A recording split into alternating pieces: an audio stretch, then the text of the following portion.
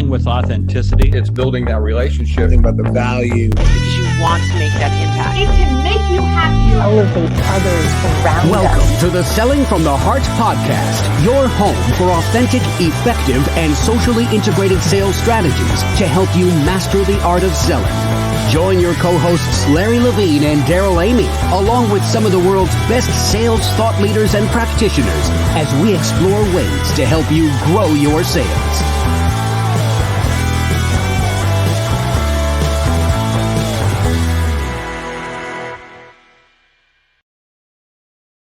Hello and welcome back to the Selling from the Heart podcast. Your co-host Daryl Amy here today with Larry Levine. What's going on, Larry? We got all kinds of things going on, but here's what I really want to know. We just blasted through January, Daryl, and I'm like going, where did it go?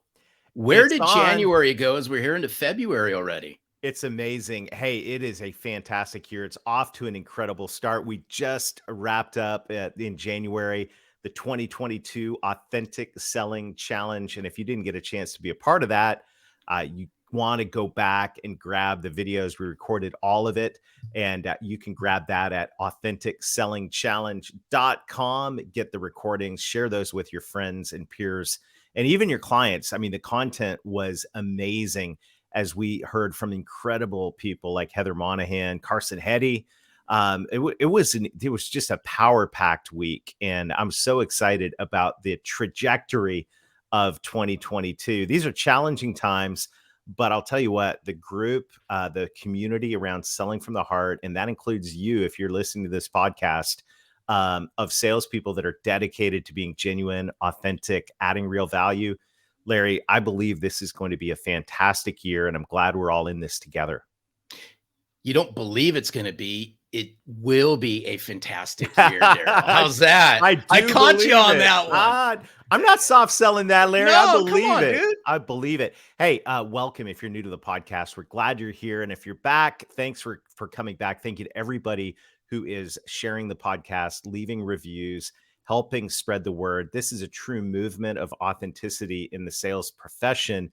And the result of authenticity is something that we all desperately want in sales, and that is trust. Trust is the foundation of sales. And so we're excited that the next cohort of the Trust Building Intensive is kicking off right now this week as you're listening to this. If you want to get on board, get the scoop on the next intensive, go to sellingfromtheheart.net/trust intensive and look for it in the show notes as well. And join a community, a group of sales professionals that's digging in and saying, I want to develop more trust with my prospects and clients in every stage in the sales process. Hey, we're big believers here at Selling from the Heart that the more that you invest in yourself and the more you pour yourself into your clients, the more you're going to be able to collect.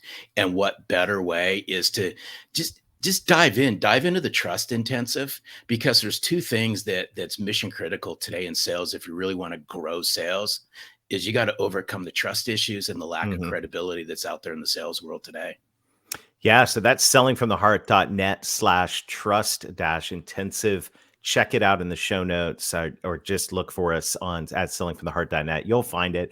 It's there. We'd love for you to join us on this journey of developing trust. And these are challenging times, Larry. And you know, as we're thinking about this conversation today, when I think of selling in challenging times, selling in these tough times that we're in right now, I can't think of anyone better to talk to than our friend Paul. Why don't you introduce Paul Reilly and let's dive in.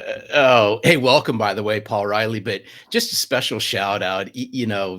It wasn't too long ago, and before the show started, he called it the Knights of the Round Table. I'll call it the Knights of the Business Round Table. He was having lunch with a lot of our friends, Mike Weinberg and Carson Hetty, John Kronmeyer, Matt Bear. A special shout out to all you guys. And what I really love about Paul is this, but I always say things happen and books happen at the right time.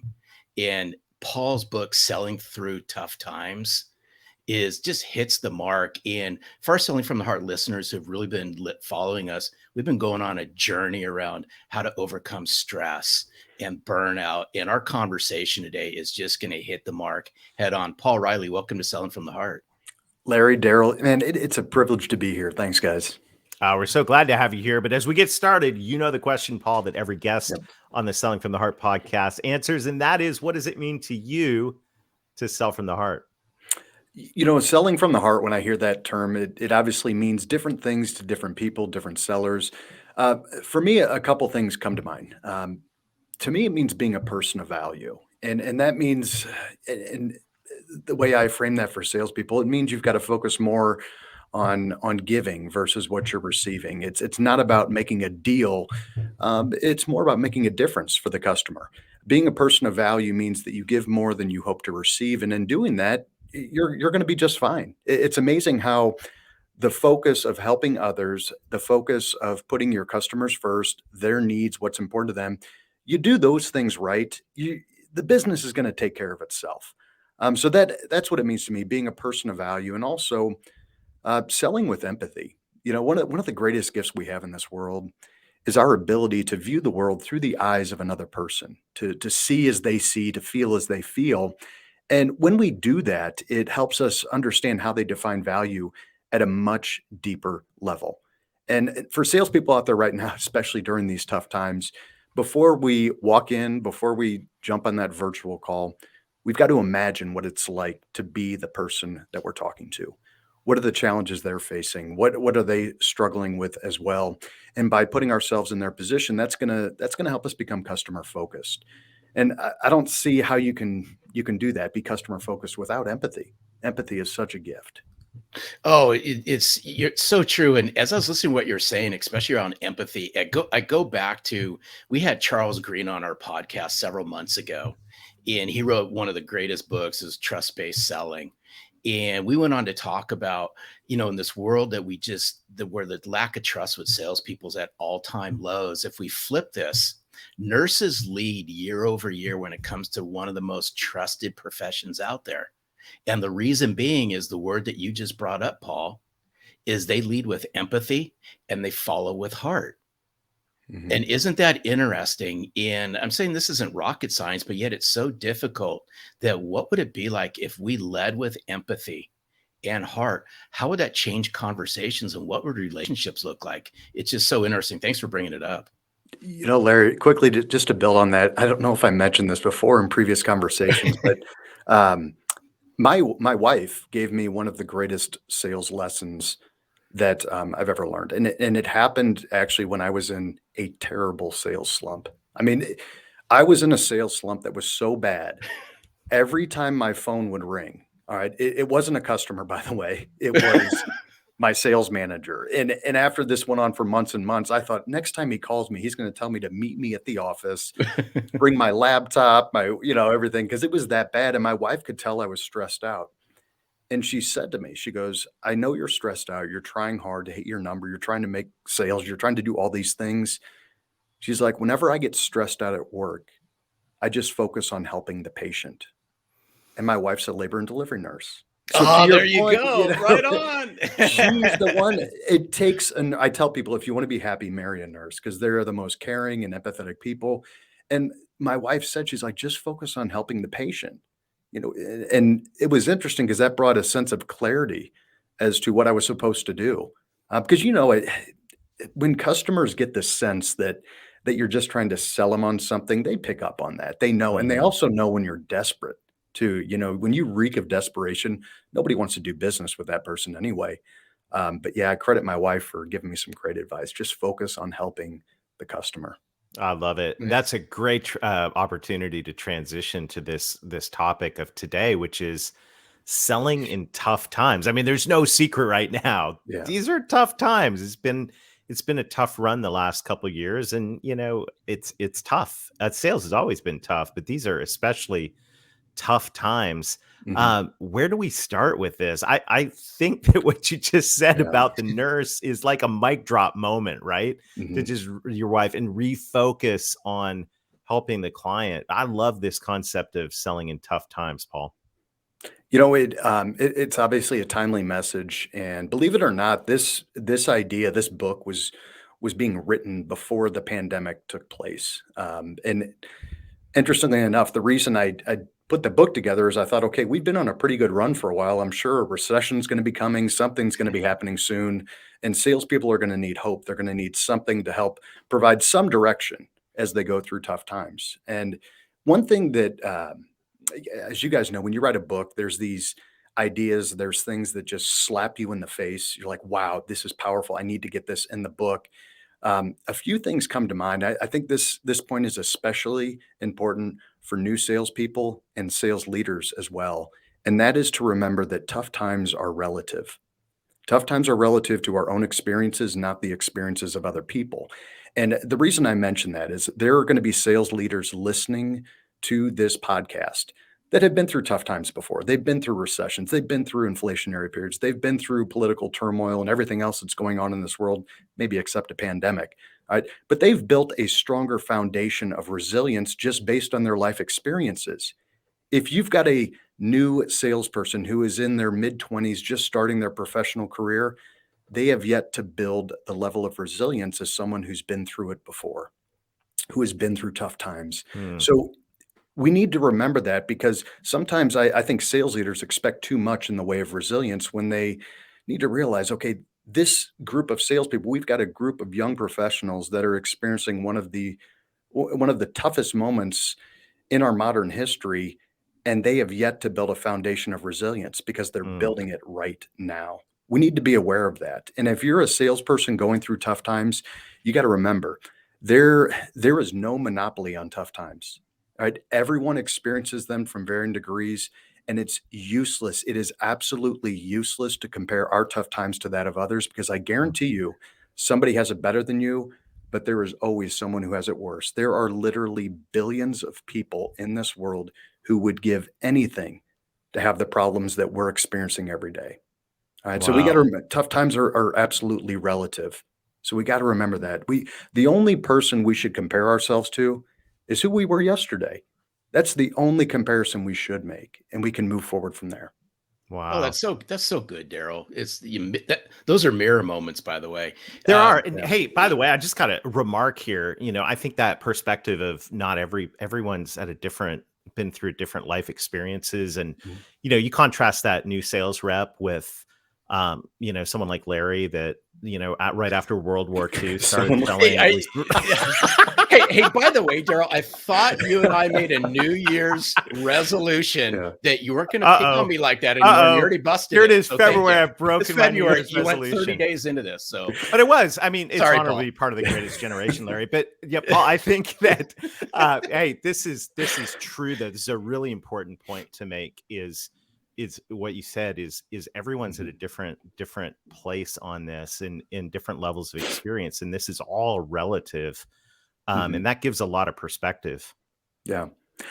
And to build on that, I dedicated the book to my dad, and it's a dedication because he's the mentally toughest person that I know. And to give you some backdrop here, when we talk about the relative nature of tough times, as a young kid, and then getting into college and having to speak in front of a group of people, he was a professional speaker, by the way, and Oh, an author, cool. sales trainer. And I remember having to give my first few big speeches in college, and I was nervous and all that. And I remember asking my dad, I said, "How do you manage that?" I mean, getting in front of groups of hundreds and thousands of people. And my dad served in the Vietnam War. All right. Mhm. And he said, when you're staring down the barrel of a gun, not much rattles you. And Yeah. I think about that because his foundation of resilience is so much stronger than many people, and it's because of his life experiences. So we do have to be aware of that tough times, they're painful, they're relative, but they also can be good because they help build that resilience as well. no, it's so good. And I know throughout the last couple episodes at Selling from the Heart, we've been talking about stress and we've been talking about Mhm. burnout. A lot of these things happen when we're selling in tough times. And I love, Paul, there's a section in your book that's just devoted to mental fortitude. Mhm. And if you could just devote just a couple minutes for our listeners, both sales leaders and sales professionals, is coach us through how sales professionals and their leaders build mental fortitude selling through tough times. Yeah, absolutely. Building that resilient foundation is critical. And in the book, we talk through several ideas on how to do that because it's kind of an interesting concept, right? How do you build mental resilience? Well, tough times are opportune times to build resilience because you're going to have more opportunities to be resilient.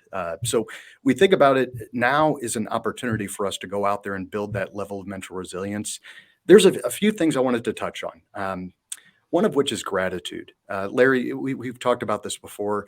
Remaining grateful is critical. There's so much research out there that shows you being grateful, having a journal, just thinking about your blessings, things that are important to you, things that you're grateful for, that can help reduce stress. It reduces cortisol levels. It helps maintain happiness as well. So there's so many reasons we should have that gratitude journal. And what I would encourage salespeople to do is every single day journal at least a half page of what you're grateful for, what you're thankful for. Do it at the beginning of the day. And the reason you do it at the beginning, it really starts your day off on a good note. You begin the day thinking about all the things that you're grateful for. You know what? Another thing is how we can mentally reframe the negative things that happen in our life. Throughout tough times, negative things happen. You lose a sale. Your event may get canceled, right? There's things that happen during tough times. We have to learn to positively reframe it. And so when we do experience something negative, like a customer that says, well, we're going in a different direction, we got to look back on that and say, okay, obviously a negative event, but how can I reframe this in a positive way? How can I find that silver lining? And I remember doing this for 30 straight days. And what I noticed is that towards the end of 30 days, I would naturally see the positive in any negative event. It was a very powerful tool. But by far, my favorite piece, and I talked about this on Weinberg's podcast as well. We've got to monitor our first response to adversity. That That's this good. oh our first response to adversity is a gauge of how mentally tough we are. And here's what happens. All right. There are people who experience adversity and they just push right through. It's like it doesn't even stop them. And it may seem that they even gain more momentum Mhm. as they experience that adversity. Then there's other people who experience adversity and they quickly give up. They just give up and quit. I doubt anyone listening to this podcast falls into that category, but I guarantee you that most of the people fall into this third category. All right. These are the people that experience adversity. They pause, they complain about it, they get the poor me mindset, and they waste time. And then eventually they get over it. That's the group that we want to help.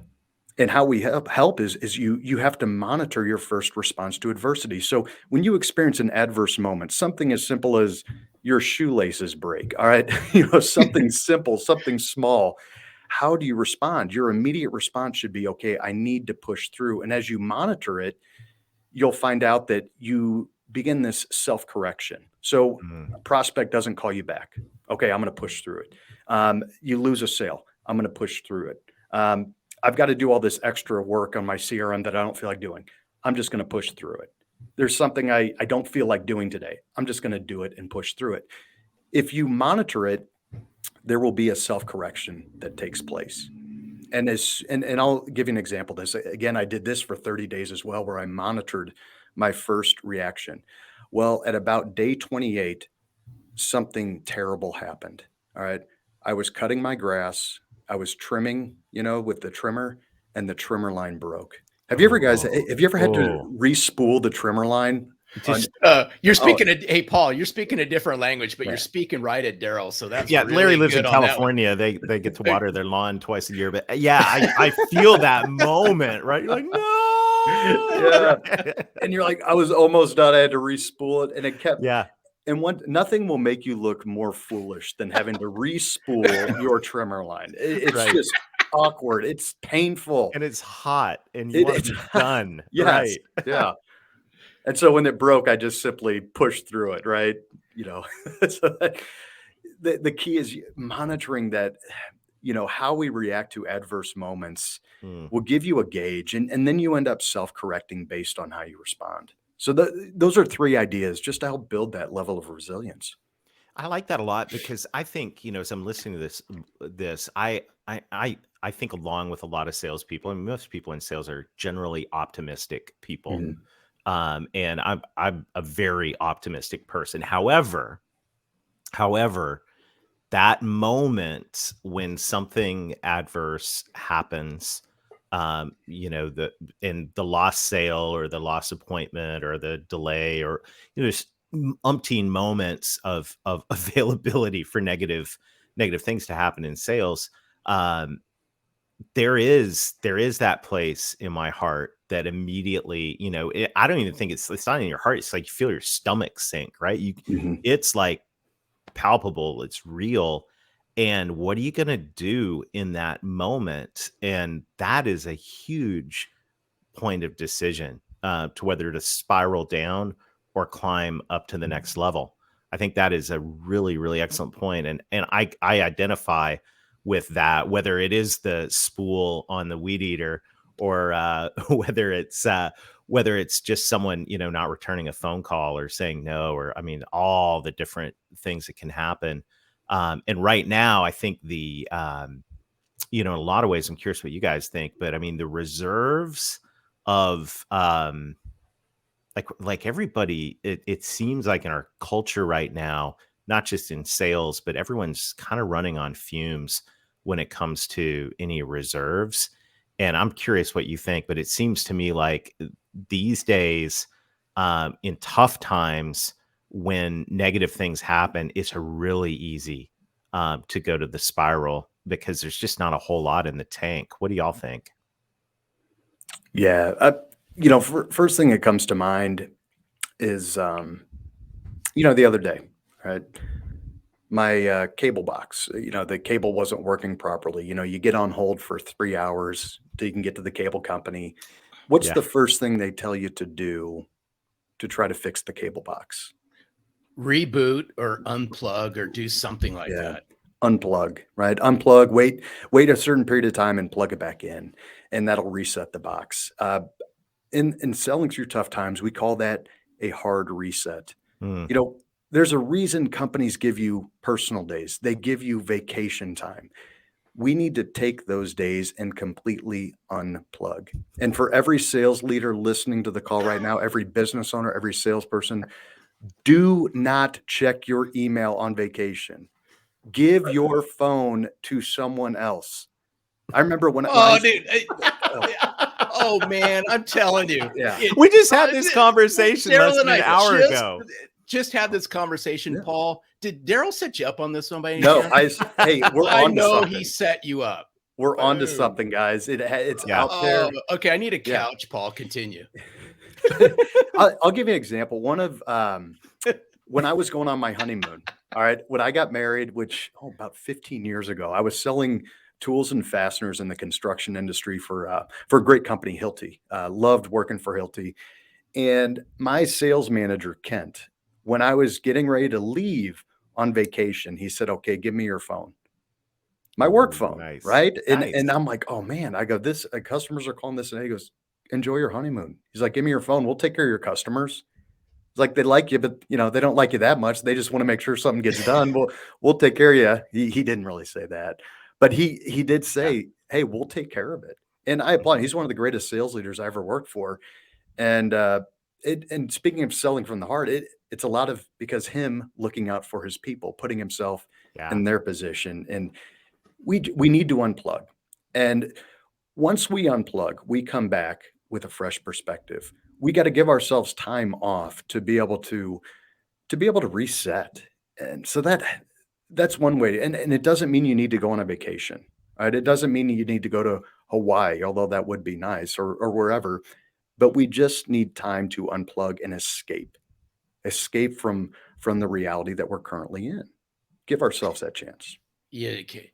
Easier said than done, but I like where you're going Yep. with that, Paul. But I want to go back to Wait, I in don't the want to. I don't want to leave no, this, Larry. You're not getting off that no, easy. dude, I This wanted to is. exit stage right I on know. this Larry's one, like, but I got the point. Look, I think this is so critical. Like we talk about, you're Yeah. running on empty. What are you doing to refill yourself? And I know there's people that have great exercise habits and different things like that.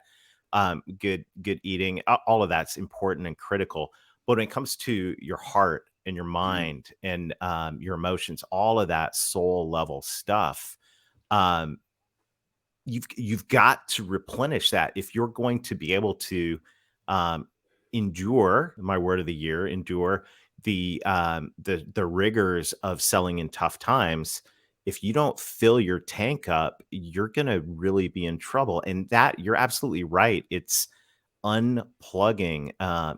There's got to be some moments when you turn off the phone, turn off email Mhm. for a period of time, a day, maybe two, like get away in the world. Do a lot of work in the traction EOS world, and they talk about clarity breaks. And to me, that, that's just been helpful to take some time off the grid, bring a journal, go for a hike, do whatever, makes you happy and at peace, and figure some of this stuff out, because you got to show up with some reserve or you're going to run out of gas on the freeway and it's not going to be a pretty sight. Yeah. Could use another weed eater analogy here, by the way, but yeah. And nothing worse like running out of gas in the fast lane in LA. But nevertheless, no, but Speak from experience. Exactly. But I do like where you're going with this. And I wanted to, and this is where I was going, and you already used some of my words, Daryl, but it goes back to resiliency and all that. And the time that we have remaining is coach us through just a couple tips on how you can refill that tank to help build that resiliency. I asked it because I'm going to look at you when you're speaking. So anyway, nevertheless. Yeah. Filling that tank back up is critical.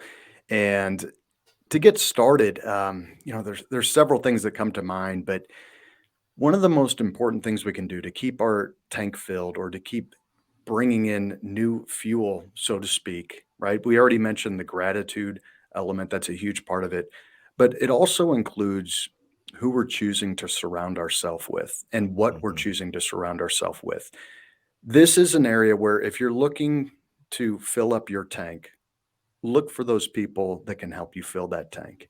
Surround yourself with positive people. There's a quick story if I can share it with you. Have you ever met someone so positive it makes you sick to your stomach? Have you ever met anyone like that? I met this. I'm staring at one, but I love him. Stop it. So there. That's hilarious. I told you, Paul, before we started recording, you're in for it. Absolutely. No, you guys, I'll tell you, it's like, I feel like this is how me and my brother interact with one another. You too. It's great. I love it. But this way, being a merchant of hope, and that's what I'm circling around. Is if you want to fill up your own tank, you can also help fill up other people's tanks, and that tends to be one thing that can help. And I'm speaking about this one guy I used to sell with. His name's Rick. He was one of the most positive guys I've ever met in my life.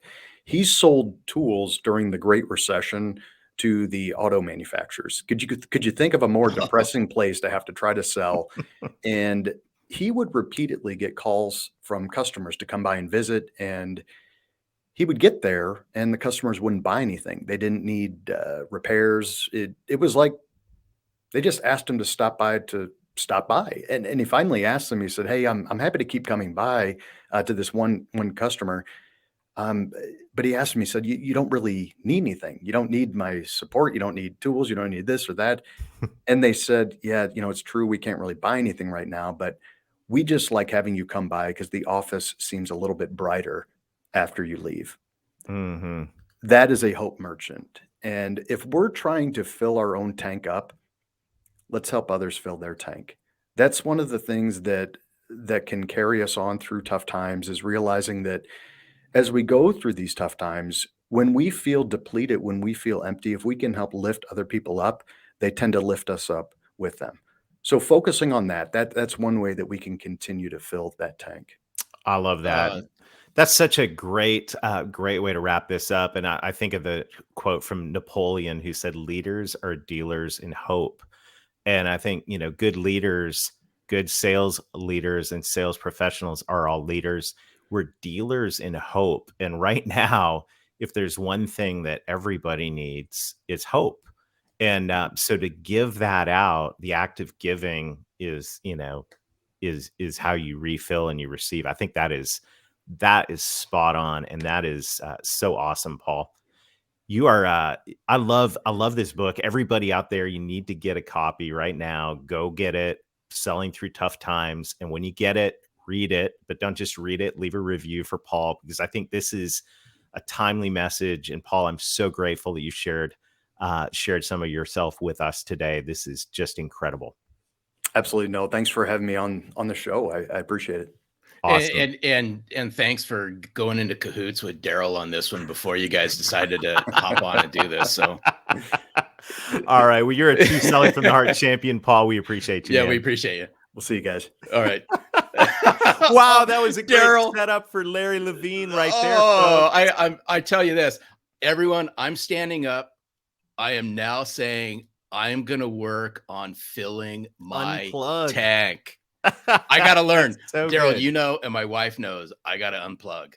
It's a really good message, though, and so many things that Paul said today were practical moments, and I think all of us need to sit down. At the beginning, we're here in the first quarter of this year. It's tough times. I don't know what the year's going to look like, but the reality is, anyone in sales is going to experience some no's. We're going to experience some disappointments, and just given the environment that we're in right now in our culture and our economy, just says to me, hey, this is an episode you need to put a highlighter on, go back, get the book, Selling Through Tough Times, and really work on a plan. And I think this is the type of stuff that, when you look at having, one of the things Paul said was you need to be surrounded by good people who can encourage you in all of this. And that's exactly what's happening in the Selling from the Heart Insiders group. We talk about it almost every week. The main reason we do is we realize how important community is right now. And Larry, I think, to me, one of the things that has sustained me through the last couple of years more than anything is this highly positive, encouraging, authentic. No one's faking it. I mean, but these are people that are saying, let's figure this out together, and let's encourage each other. Yeah, it's just been such a blessing. And the first thing that comes to mind is lean in. In this community, everybody leans into each other, and they're there to support, encourage, and lead with positivity. This is what's needed in the sales world today. 100%. Well, thank you to Paul. Thank you to everyone listening in. Thank you to everybody who's sharing the podcast. Share it. This is another great way to encourage, invite more people into the authentic selling lifestyle. And share this. Thank you for your reviews. It's great to interact with everybody. I'm so excited about all the things we have ahead in this spring, and you're going to really be excited. If this is your first time, we're glad you're here. Bookmark the podcast, subscribe, and we'll see you back here next week. Until then, keep being genuine, keep being authentic, keep adding real value. Build your plan for resilience, and most of all, sell from the heart.